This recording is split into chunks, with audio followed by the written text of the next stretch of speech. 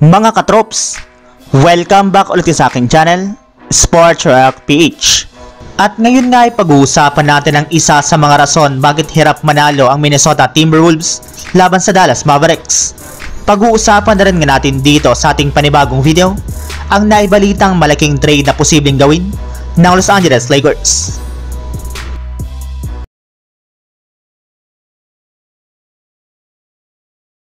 Marami na nga po mga katrops ang naniniwala na duduminahin ng Minnesota Timberwolves ang Dallas Mavericks pagdating sa ilalim ng basket, lalong-lalo sa rebounding. Ngunit mukhang hindi rin naman nga po ito na panindigan ng Wolves matapos ma-outperform ng Twin Tower ng Dallas Mavericks ang kanilang Triple Tower. Yes, kung inyo nga pong napansin mga katrops, hindi man lang nga po masyadong nadadama ang presensya sa ilalim ng basket ni Karl Anthony Towns, Rudy Gobert at maging si Naz Reid, since parating nga po sila ditong na-outplayed at na-out-rebound pa ng dalawang center lamang ng Mavs na sina Daniel Gafford at si Dereck Lively II.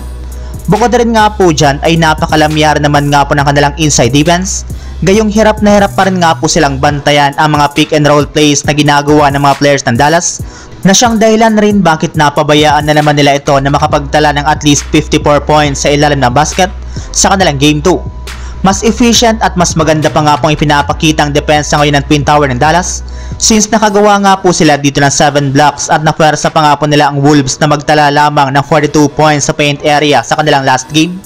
Kaya binabaliwala lamang nga po ng Mavericks ang laki ng lineup ng Minnesota Timberwolves sa kanilang serye. Samantala, puon na naman tayo sa ating sunod na pag-uusapan sa naibalitang malaking trade na posibleng gawin ng Los Angeles Lakers.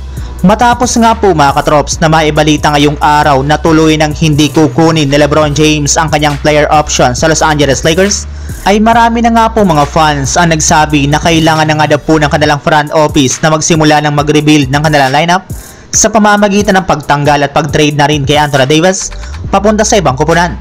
At ayon nga po sa kalalabas pa lang na balita, maaari nga daw pong i-trade ng Lakers si Davis papunta sa koponan ng Atlanta Hawks upang makuha nila si Trae Young at ang kasalukuyang first overall pick sa darating na 2024 NBA Draft na si Alex Sarr. Sa ganyang paraan nga daw po ay pwede lang simulan ng Lakers ang kanilang rebuilding process kapag umalis na sa kanilang lineup si LeBron James. Pero kung kayo nga po mga katrops ang tatanungin, payag ba kayo sa ganitong klaseng trade na posibleng gawin ng Lakers at Hawks? I-comment nyo lamang sa baba ang inyong opinion at babasahin natin yan isa-isa. So yun lang mga katrops, ang handog kong story ngayong araw. Sana nag-enjoy kayo, please like and subscribe my YouTube channel, Sports React PH, para sa iba pang story at update patungkol sa NBA. Kita-kits muli sa ating susunod na video.